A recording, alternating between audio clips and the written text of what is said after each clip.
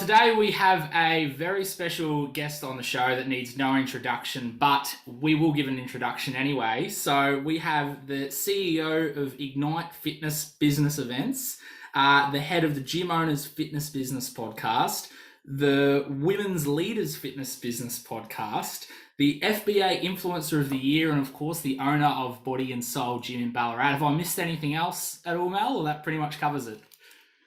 Genesis Body and Soul in Ballarat, Sam. Of course. Genesis Body and Soul. Can't be sad. Don't forget that. Yeah, smash the brand out. There we are. Happy to have you today on the show, Mel. How are you?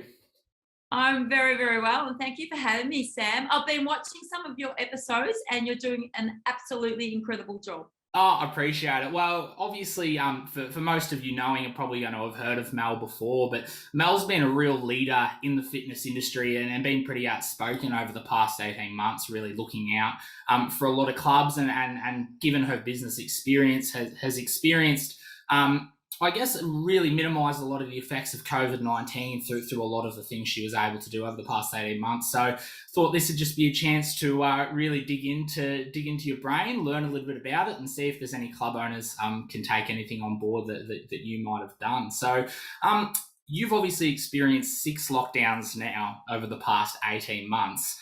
Is there anything you focus on in particular to keep up member engagement and that kind of thing throughout the periods of lockdowns? Look, the first thing that we did, we flipped very, very quickly in lockdown 1. So the first thing was we had to keep people moving. So we went straight to Facebook Live classes, like the majority of clubs, nationally. And then secondary, we went to, emails, text messages, making sure that we consistently posted on social media. Yeah. And just keeping up engagement and connection that way. And this was new territory for everybody, because normally when you post, you're posting about something that's going on in the club or, news, whatever.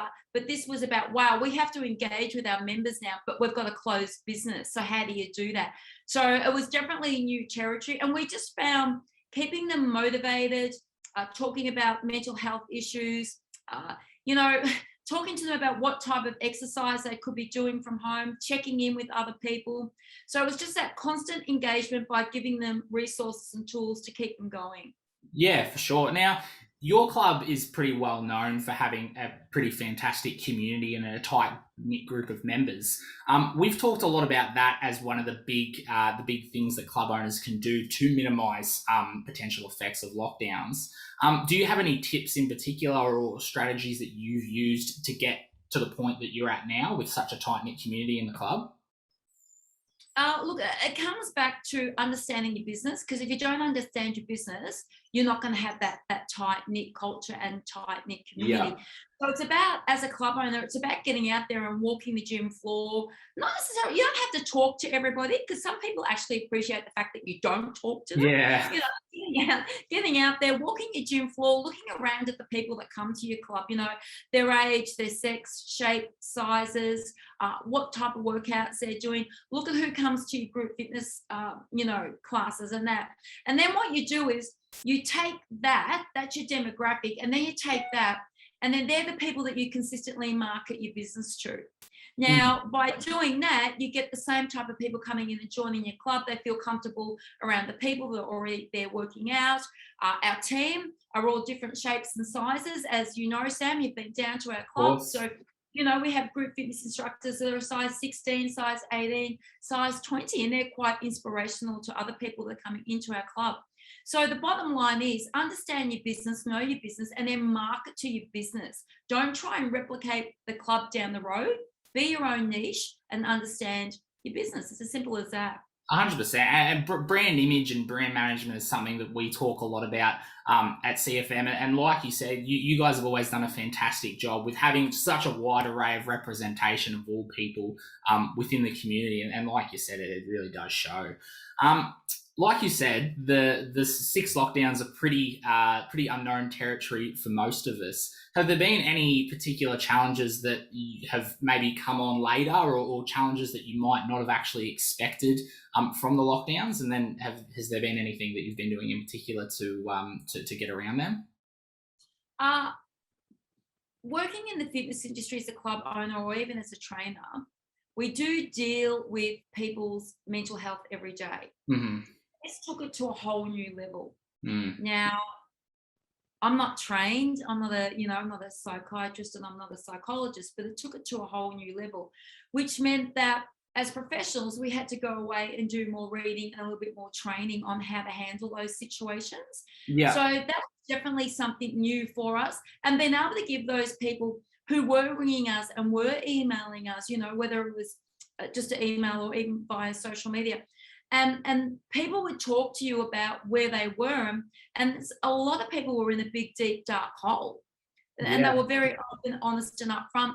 And in one case, I had to actually refer a member to Lifeline because I'm not trained, in the skills where somebody's considering taking their life. Mm-hmm. So that was all new territory for me. Sadly, we did have a few people that did take their life in our community through COVID. We run a veterans program, and sadly we lost one through the veterans program and also through our general community. So that was tough.